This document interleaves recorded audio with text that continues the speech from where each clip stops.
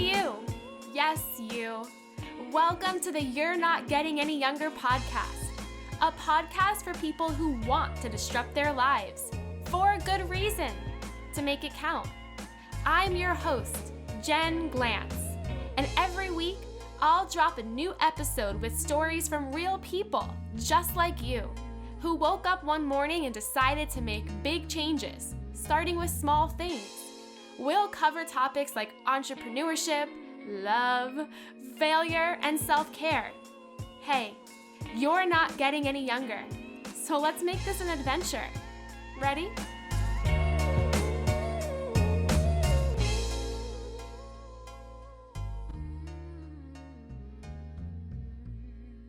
Today's podcast is brought to you by Thinkific.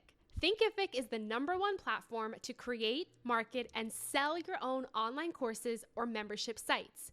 They have revolutionized how individuals earn and learn online by building an all-in-one platform designed for both course creators and their audience.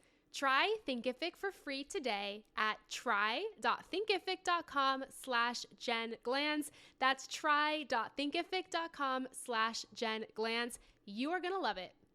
It felt really nice to celebrate 200. I cannot even tell you where I was or what I was doing for episode 100 because there was definitely no celebration. But one of the things I'm really trying to do more in my life is celebrate cool things and milestones. So we had that cake on Friday.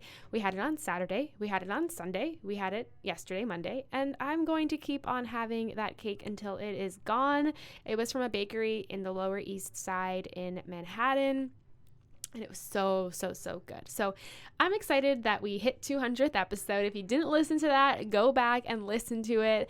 And my other goal for this podcast that I haven't met yet, that I could really use your help with, is to hit 200 reviews by the end of the year. I think I have 177 on iTunes or Apple Podcasts. So if you're listening to this podcast episode right now and you could really help a girl out, if you could leave the show a review on Apple Podcasts, that would mean gigantic amounts to me. I really want to hit that 200 goal. And, well, we don't have much time left and we're not getting any younger. So your help really could come in handy here. Just head to Apple Podcasts. It'll ask you to give the podcast a rating, give it as many stars as you'd like, and then write a review about the show. Do you like it? What do you like about it? It could be super short and sweet, but that would be super awesome to help out. All right, the topic of today's episode is going to be a little bit unique, a little bit different. It's about online courses, and I've been talking about this quite often in my newsletters and in previous podcast episodes, but online courses are really powerful, and I truly, honestly believe that every single person should have an online course. And why do I believe that? For two main reasons. Reason number one is because every single person has a skill, hobby, interest, passion that they could teach other people. Think about your life, think about your days, think about your months. There is something that you do that would greatly benefit somebody else if they learned it from you, because your perspective is unique and you come at it in a different way. What if you could take that and bottle it up in an online course that could live on forever or for the next couple of years, and that people could just press play on? So that if someone said to you, hey, how do you make that cheese pizza recipe so good that it is better than any other pizza place I've ever been to in my life?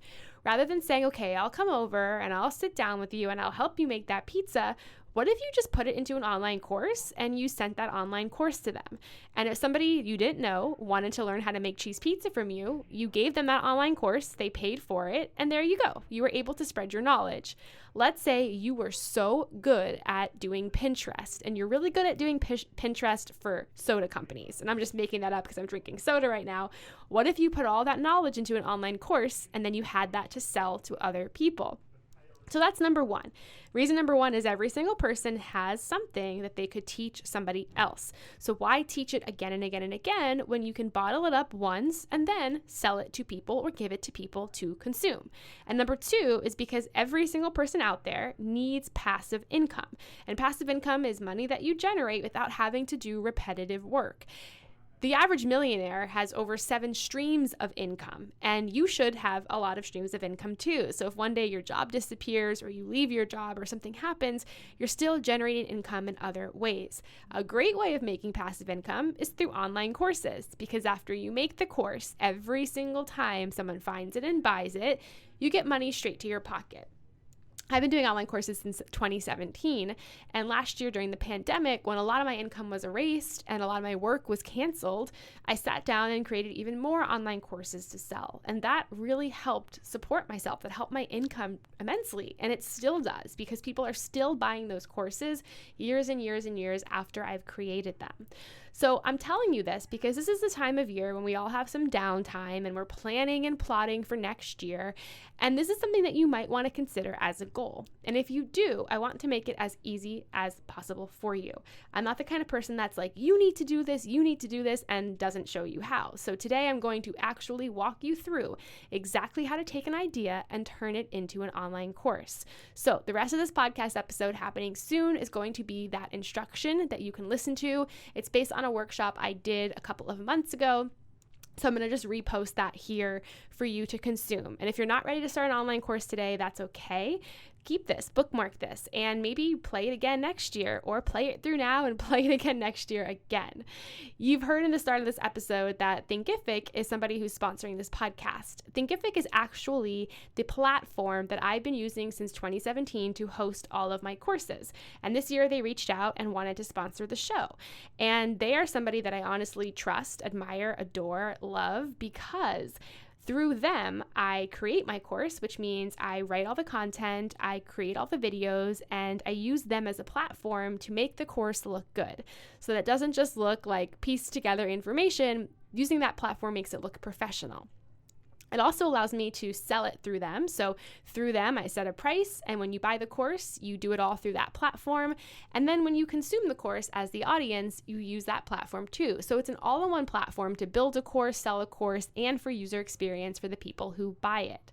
So what I would say, and you can totally get started for free. I'm not trying to sell you on anything here. I'm just saying you might want to just go on Thinkific, create an account, and then start building a course. And you may never do anything with it. You may end up doing something with it, but it will definitely help you just walk through what exactly you need for a course. So just check that out. I have been using them again for so long. I absolutely adore them. The other thing I love about them, by the way, real quick, is that they don't take money from you every time you sell a course. So a lot of these other course platforms that you might have heard of, when you create a course on there, every time you sell a course, they take a percentage. Thinkific doesn't. So if I have a ton of people buying a course, that money goes in my pocket and they don't take anything from it. So that's another reason why I really, really, really love them. So paired with the information you're about to hear and a Thinkific account, which you can go on right now and create for absolutely free, you are empowered. You have the resources you need to actually create an online course. So I'm telling you this again because one, every single person listening has something that they can share with the world. And number two, it helps you generate passive income, which is so, so necessary, especially in such a volatile economy and a world where we don't really know what's going to happen next. You want to have your own back and you want to support yourself financially, and online courses is just one way to do that. So again, you're about to hear a replay of a workshop that I did teaching people how to create an online course.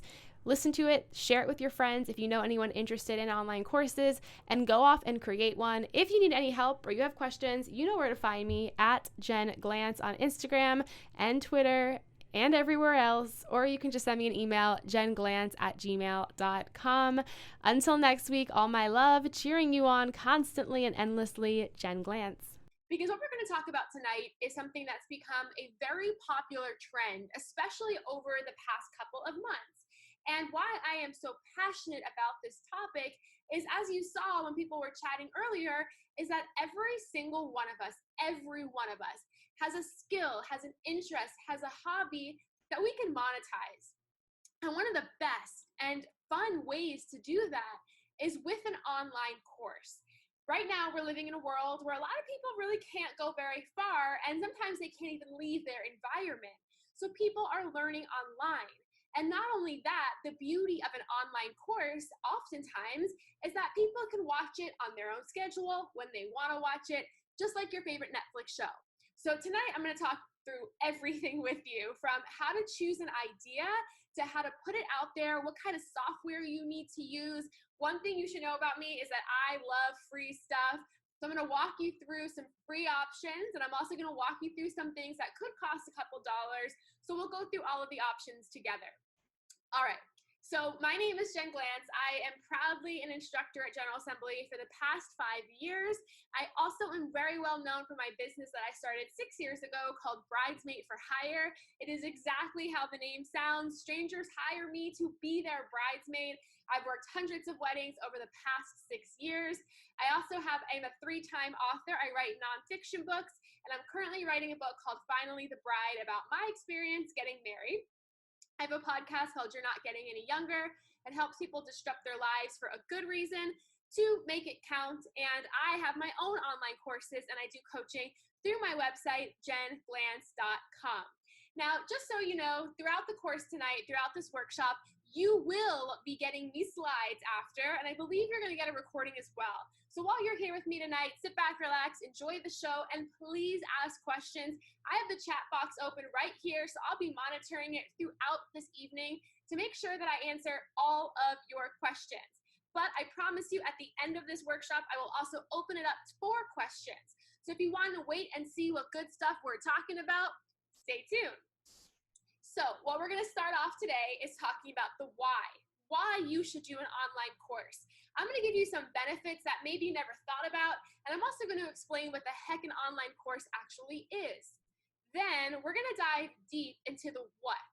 Now, a lot of us want to start online courses, but the thing that we should focus on the most is what the idea is. If you love baking, that's awesome, because just so you know, there's people like me out there who want to love baking but have no clue where to start.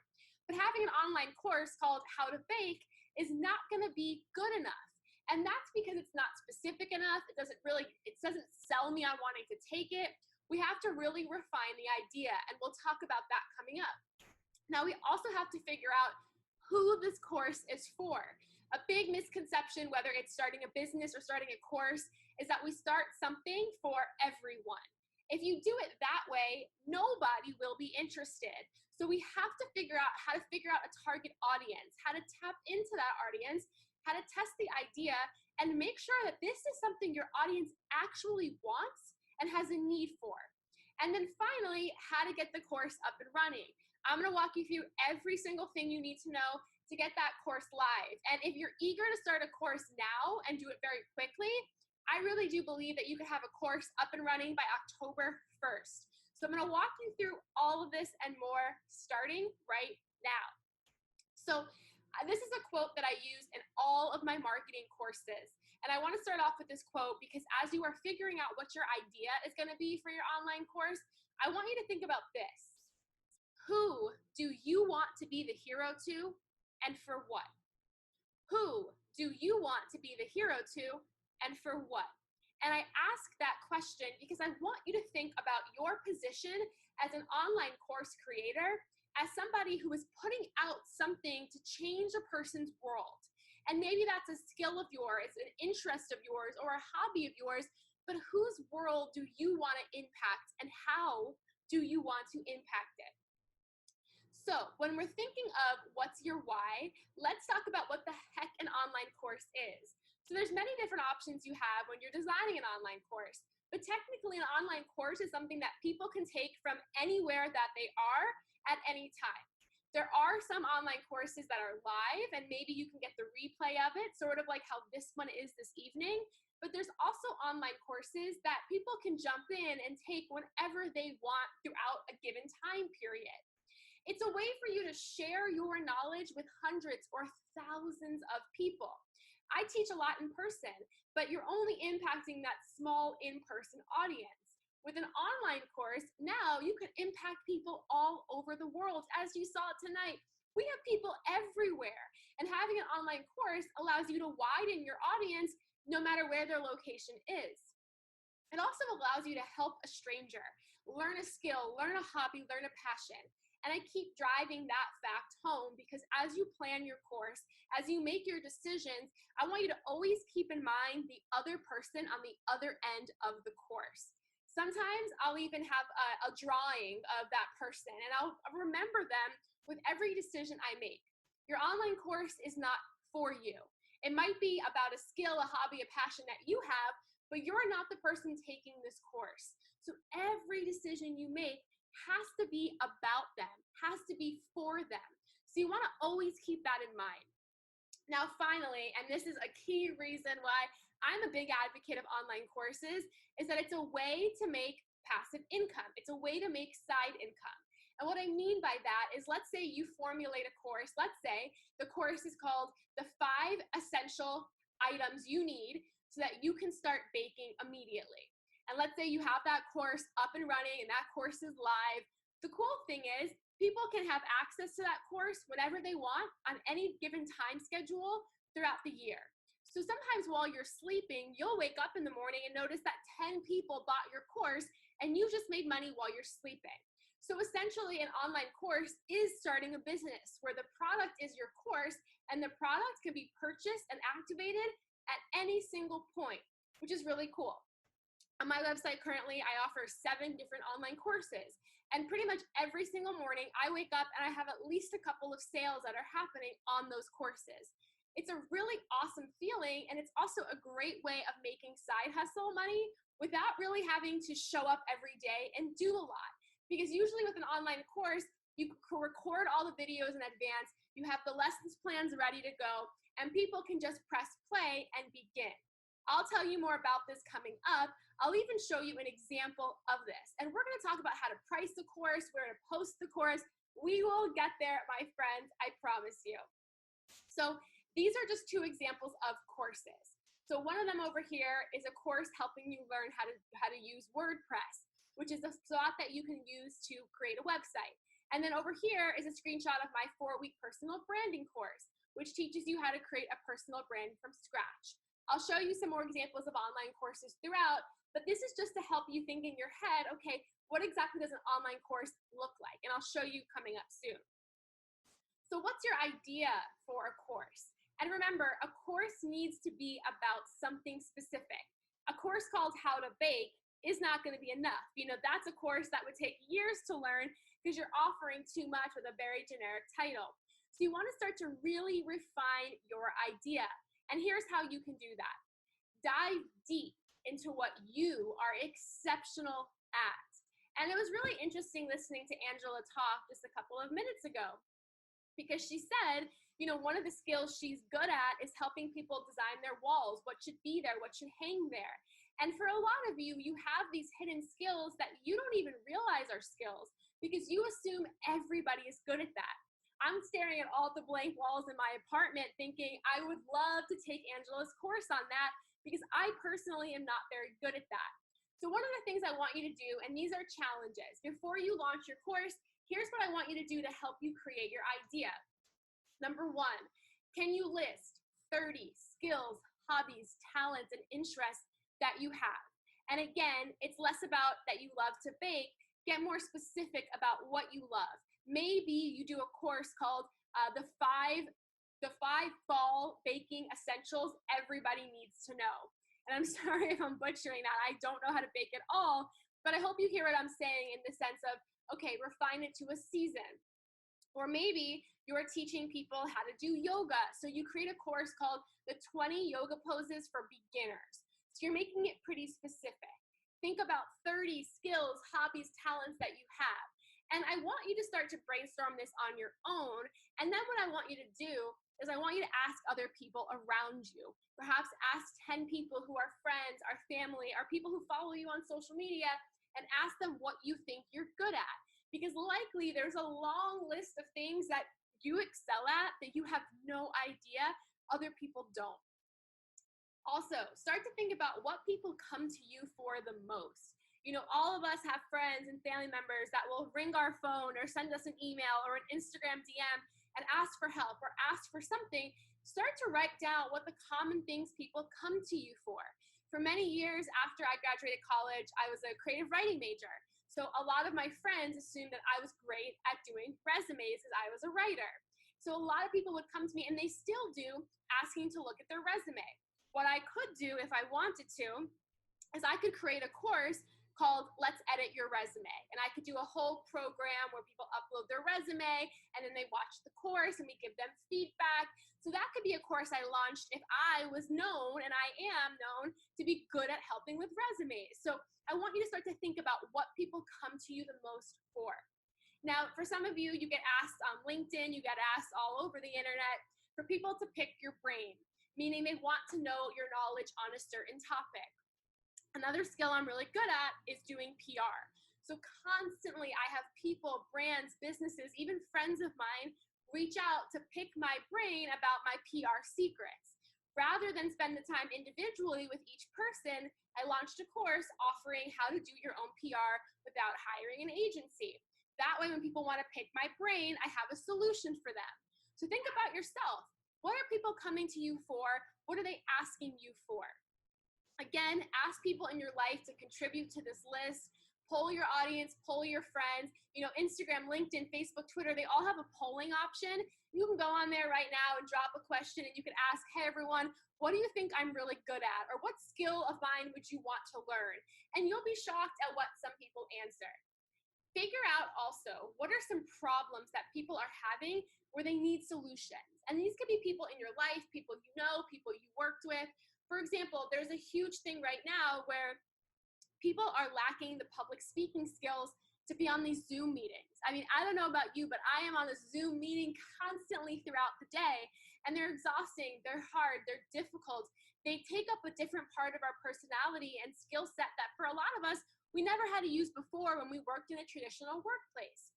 So maybe if you're great at public speaking, you think about, okay, can I offer a course geared for people who right now are having problems with showing up on their best self on Zoom calls? What are the problems people are facing right now? If you're thinking of your idea for your course, can you put a 2020 or 2021 spin on it based on the problems that people have right now? And finally, think about what interests you. I said that the course is not necessarily about you or for you, but it should be something you're passionate about. You know, if you're going to be the one teaching and creating and designing this course, you want it to be something that you're interested in. I mentioned resumes earlier. I don't have a resume course because I'll be honest with you, I really don't like resumes. So because of that, I'm not going to put a course out there on a topic that I personally am so bored by. All the courses that I offer are things that I am so passionate about and I love. So maybe you have a list of skills, but some of those skills you really don't like, or you don't really care about, or you're not fascinated by. Maybe that's not the course you want to put out there. So as you start brainstorming and doing this dump of ideas, circle the top 3 that really interest you the most. And then from that list, narrow down, we'll talk about how to do that later on, but narrow it down to maybe one idea that you really have a lot of passion for, because it will come through when you're teaching it to your audience. So here's another way that I can challenge you to come up with an idea. Now, I am an extremely actionable person. I like to give you an assignment so that you can get jump started on your online course now. So I also set deadlines, and my deadline for you is going to be October 1st. By October 1st, you can email me. I'm going to drop my email into the Zoom chat, and you can email me your answers to these things, and I will help you come up with your idea.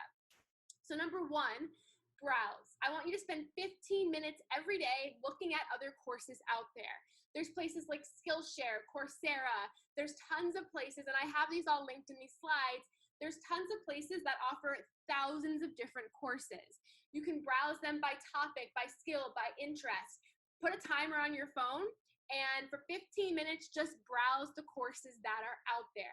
And it might help you spark an idea. It might help you see what you're pulled toward. It might even help you say, oh my God, I didn't know that there could be a course on designing things for your wall. So I want you to spend time every day brainstorming courses. Then I also want you to spend 15 minutes every day brainstorming your ideas. So maybe you put a timer on and you spend time browsing courses that are out there, and then you spend time actually writing down some of your ideas. And finally, what I want you to think about is, again, what is making your skill set unique and different and interesting? Maybe even think about some of the skills you do at work right now that you're getting paid for. Think about the questions you're constantly getting asked. Think about the assignments that you take on in your job or your personal life that you really, really love. So right here is a way for you to figure out your ideas. Now, I know the big thing on everyone's mind is price and money, and we will get there, but we're not there yet, because here's the thing. How can you decide how much to charge when you don't have an idea? So right now, I want you to stay in this lane of picking an idea that, one, you're passionate about, and two, that other people care about. So we have to make your course stand out. Because as you'll see when you're browsing courses out there, is that there is quite a few courses on these different topics. So how do we make yours different than the next? If you're going to do a course on the fall baking items that everyone should bake, we have to figure out how to make it different than the other 50 out there. So here's how we can make your course a little bit different. I want you to do something called a competitor analysis. And to do this, I want you to look at 20 different companies.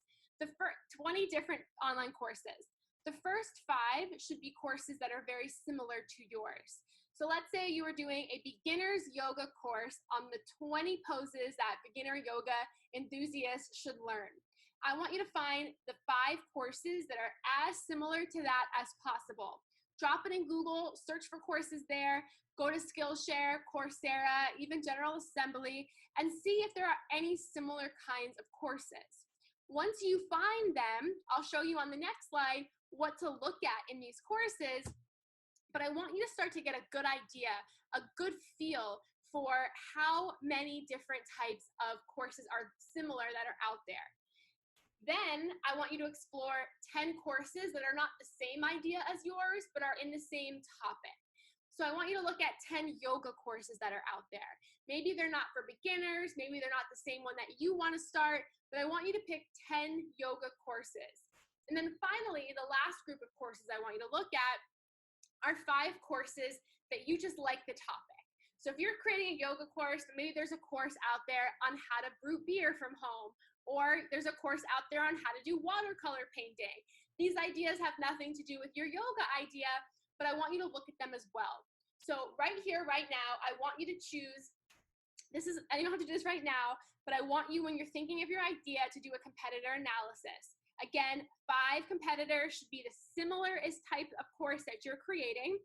10 of those competitors should be in the industry or topic of the course. And then the final 5 should just be course ideas that you like, but have nothing to do with the one you're going to start.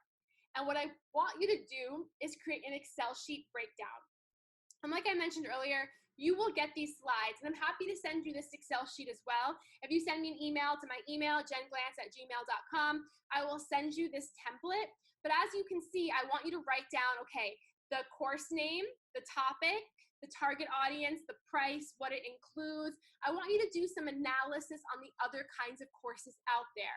All of this information right here will help you structure your course to stand out, but will also give you a feel of what's already out there so that you can market yours differently and you can attract your audience in a powerful way. So to go back a slide, what I want you to do is I want you to determine who your competitors are. Again, 5 should be the same as you, same type of course. 10 should be within your industry. And the final 5 should just be courses that you like, that you adore, all of that. And then I want you to start doing an analysis of these courses to get to know what's out there, to get to know what your audience might already be taking or enjoy, to help you figure out how in the world you can stand out with your own course. So that's step 2. That's your competitor analysis. And as you saw, step 1 was the brainstorm of your idea. Now, step 2 is to see what's out there and analyze what they already offer to see how you can make yours stand out. Now, step 3 is going to be, what are you going to name your course? Remember, you want your course to have a name that pops, that stands out, that attracts an audience because they know exactly what they're getting when they see your name. Some rules on the right side. It should be catchy, it should be clear, and it should be actionable. Sometimes when we're thinking about naming things, whether it's a podcast or a business or a course, we choose these names that are very unique and that wouldn't make sense to the outside world. Again, I know we want to be witty and cheeky and have fun, but when it comes to naming something, it should be something that lights up a light bulb in a person's head when they see it. If they see the name, but they're confused or they have no idea what the course is going to offer, they might keep scrolling and they might go completely past it. You might want to also include the results in the title. That way, people, when they're searching for things, they're usually searching for problems they have. And if you have the results in your title of your course, now they'll be able to match what this is, what the problem is to your course, and it will entice them to want to take it. Make it searchable. And again, to make it searchable, you're going to want to use the words and phrases that people are going to search for. And you could use something called Google Keywords and Google Trends, where you type in different phrases and you're able to see how often people search for these things. That will tell you how popular of a topic you have. That will even tell you how popular of the words you're planning on using are in Google. And this is a completely free tool, and it will really help with your research. That way you're able to get the right wording for your course title. Also, maybe think about what will make it different. So I have some examples on the left side for you. Now, the first one is a course called, and these are all real courses. The first one is a course called Self-Publishing School. And this is a course for people who are authors who want to self-publish a book. So you read that title and you might think, okay, I'm going to take the Self-Publishing School and learn a comprehensive deep dive into everything I need to know to launch my book self-published. Now, the second one is really specific. Weight loss for busy physicians. Not only does it say the audience in the title, but it tells you exactly what kind of thing is going to be done in the course. You're going to learn weight loss tips or understanding of weight loss for busy physicians. The third one is a popular course called How to Talk to Anybody. And again, it's telling you the results in the title. When you take this course, you'll have more confidence talking to anybody. This next one is a little bit of a witty example, Double Your Dating. And obviously this is a course to help you date and also to help you get more dates, I guess, so that's the name there. And the final one, Six-Figure Songwriting, is the results in the title as well. It's telling you if you take this course, you will be able to learn how you can make more money as a songwriter. Now, if I wanted to let's say I wanted to take that last name and make it stand out even more. Let's say I was a 6-time Grammy winner. I could say in that title, Six-Figure Songwriting from a 6-time Grammy-nominated musician. So I want you to think, okay, when you're creating these titles, make them actionable, make them something people are searching for, but also maybe sprinkle some of your credibility in it to make it more enticing. Self-Publishing School by a 3-time Amazon best-selling author, right? That's another way of just driving home that course name. And what you can consider with your course names is maybe having a subtitle. So those are the main titles, and then maybe having a subtitle after that goes into a little bit more specifics and add some of your credibility to it. So to go backward in terms of what we've been talking about so far, step 1, pick your idea by brainstorming, by thinking about what skills you have that makes you stand out. Step 2 is do some competitor research. See what's already out there so that you can start to see how to price your course and make it different. And right here, right now, we're talking about how to name your course, which is going to allow people to search and find it, but also to understand it. You don't want to make it too specific or too out there that people have absolutely no idea what in the world this course is. Now, here's the thing. And when we go back to the competitor analysis, you might see that there is so many courses out there at all different price points. That's okay. In business, there's companies out there with all different price points. I mean, you can buy yoga leggings for $8 at Old Navy or $200 at another company. That doesn't matter. And we'll talk about pricing coming up. But if you already see that there are so many courses out there on your topic, it doesn't mean drop your topic. It means see what those courses are missing. See what you add, and then put a course up there for that. But no, the world does not need another one of the same courses. You always want to bring something new and fresh and different.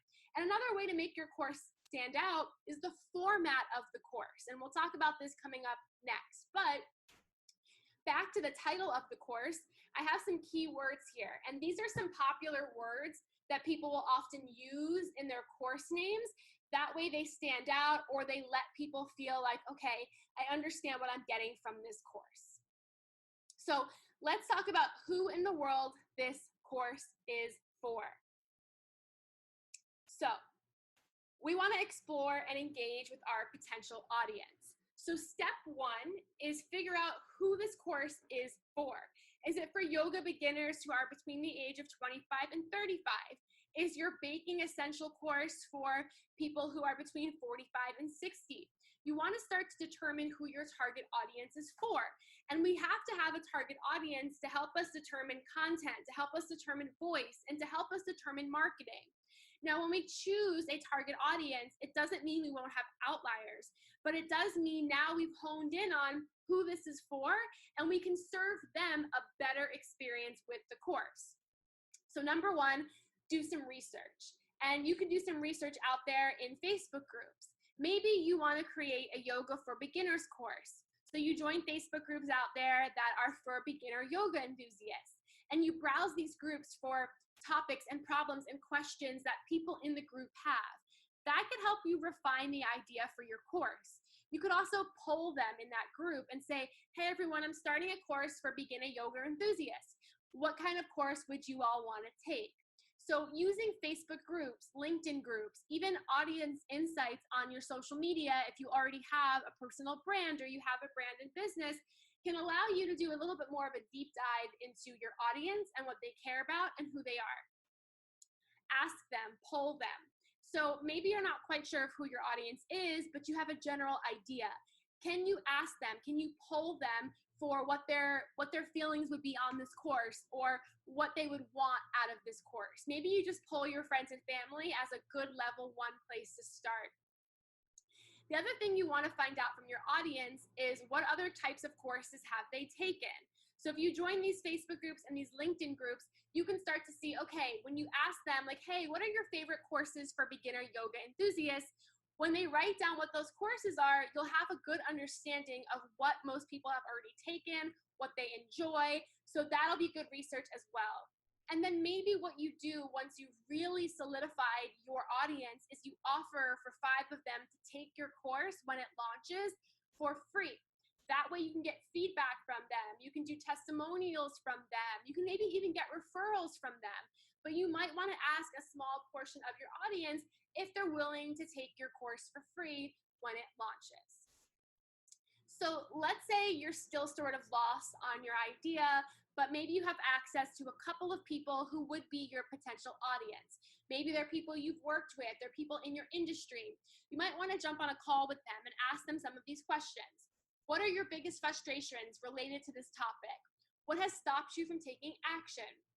So again, let's say I'm creating a course on how to be a better public speaker on Zoom. Maybe I talk to a couple of people who I know are struggling in that realm, and I ask them these questions. That way I can really hone in on my idea and perhaps even get feedback from an audience member who would likely take my course. So what I want you to do when you get to this step is really dive in deep to your audience and start to really get an understanding of who they are and what they care about. That way, when you're creating all of the details of your course, you can drive it home with their insight. Remember, the more you involve your audience in the design and the making of your course, the more it will be successful because it's a product for them.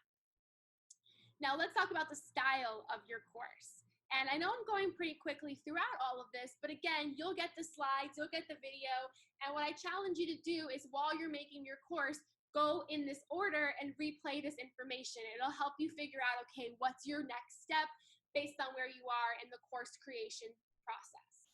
So there's a lot of different types of courses that you can create, and I'm going to give you 4. And these are just examples, but again, you can mix and match them. You could do whatever you'd like, but these are the 4 main types of courses out there.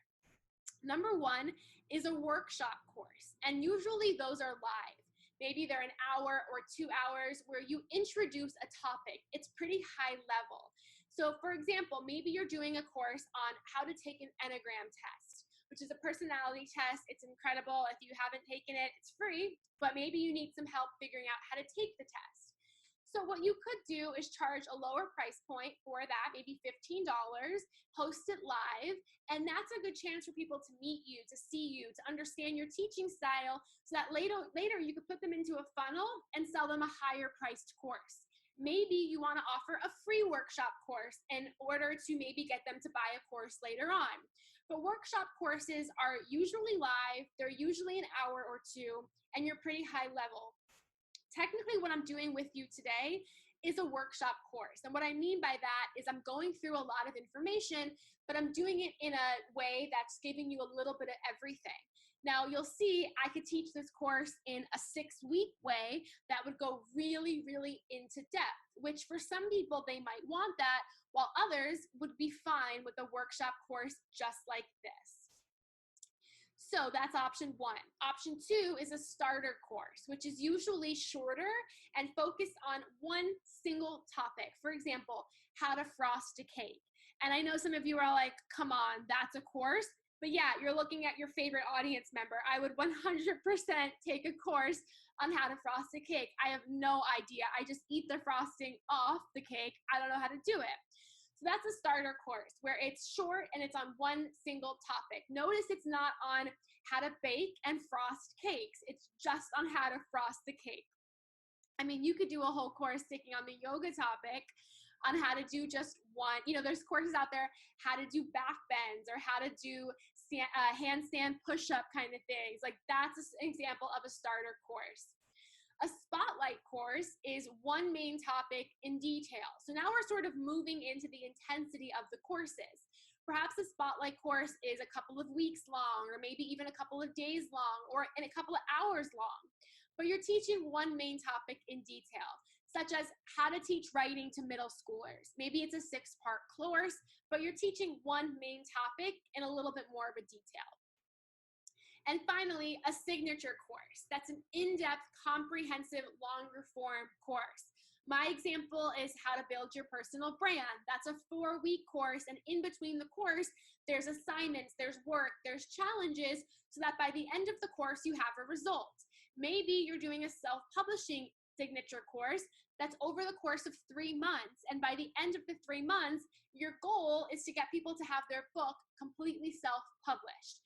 That would be a signature course. It's longer and it's more expensive.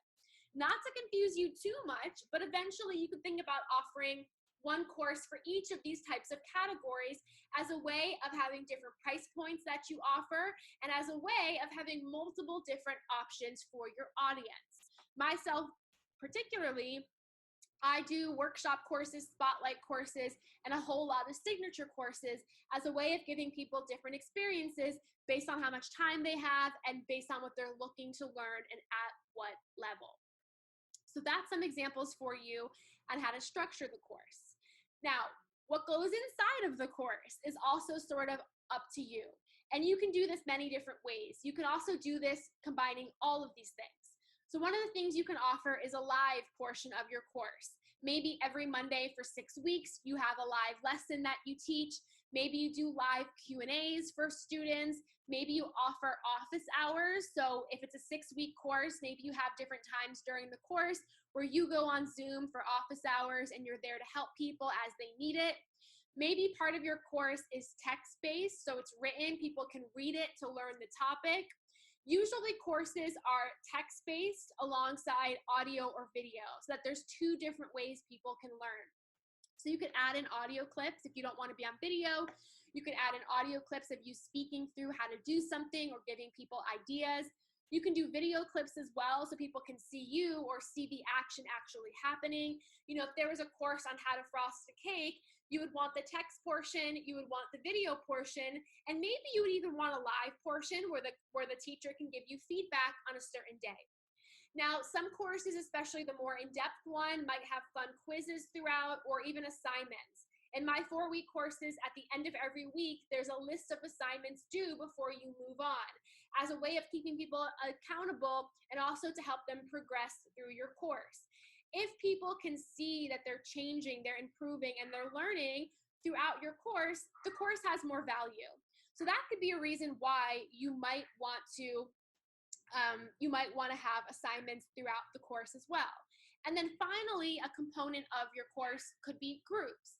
So you could offer the opportunity to join a Facebook group or a LinkedIn group or a group that you create on Zoom or on your website so that people can meet other people taking the course. They can interact with them, network with them, bounce ideas off of them. So I know that one of my most popular courses is my personal branding course, and people want to meet other people taking the course so that they can really get other feedback and meet other people in similar situations. So again, there's no right way to do this, but this is usually all of the different components of a course. You can choose 2, you can choose 3, you can do them all, but these are what would go inside of your course. What I do recommend is you browse courses out there, maybe even you take 1 or 2, just to sort of see how they're formatted, how they work, how they look, how they feel before you launch your own. That will be really, truly essential to make sure that your course is the value that people are paying for and they want. This right here, and you're gonna get these slides. I'm gonna sort of gloss over this, but this is a chart to help you figure out, okay, what are the 3 or 4 goals that people want to get out of your course? How are you gonna teach them that? And how are you gonna ensure that they're getting that from your course? And that might be through assignments or presentations or Q&As or things like that. So when you're designing the content of your course, you really want to tap into what are the goals that you're promising and how are you going to push those to your audience. Now, where to host the course? There's a couple of different ways you can do this. The first is the free option, and I started off with the free option, meaning you can create it using Google Drive. You can create the whole course using Google Docs, Google Slides, and what you can do is when people buy the course from you, you share the Google Doc with them. It's a really not pretty way of doing a course, but it's a free way. You could also have a paid Facebook group where for people to access the course, they have to pay you for access to the Facebook group, and you can post the course in the Facebook group. Again, not the best user experience, but a free way of you designing the course. What I personally transitioned to is a third-party website. So I host my courses on a website called Thinkific. There's also Teachable, and there's other places out there, Kajabi, where you can create the course on a third party. You can build it there, host it there, people can pay to access it there. I would recommend that personally. It's a better user experience. People can submit assignments through there. There's automated emails that happen. It makes it more professional, especially if you're creating a course at a higher price point. Now, these third-party sites are going to charge you money, of course. Some of them charge you per sign-up. They'll take a fee of how much the course costs per sign-up. Some of them will cost you monthly fee. So that's something to look into. Maybe you want to start on the free level, and then as you get some sales, upgrade to the third party. That's exactly what I did. And then finally, there are course sites like Skillshare or Coursera where you can host the course there. Those are great, especially for more intro-level courses and less in-depth courses. So those are great for the how to frost the cake or the how to do a backbend kind of course. Those are great places for really simple, easy topics to teach, and Thinkific or Teachable are really great places for more in-depth assignments. Now, this is the question that I know everyone is trying to ask me right now. How much should I charge? There is no easy answer to that question. There are steps to that question. Essentially, you can charge whatever you want from $2 to $2,000. However, the value and your credibility has to back the price. So number 1, look up the other similar courses out there. What are they charging? Even if they're charging $100, doesn't mean you have to charge more than that. It means, what are people getting for $100? Do you want to charge $79 and give more value to offset that price? Do you want to charge $150 but brand it in a certain way, or have more upsells included with that $150 price point? Or is your background enough to sell people on the credibility of the course? So step 1, look what's out there. Not only look at the pricing, but look at what people are getting.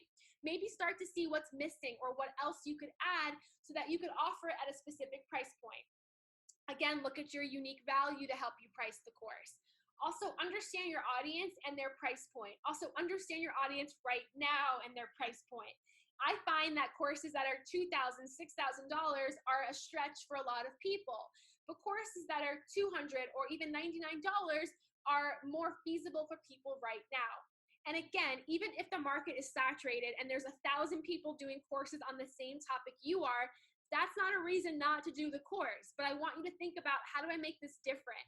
And maybe that's with your topic or your format or your pricing, but I want you to think about how to make it different.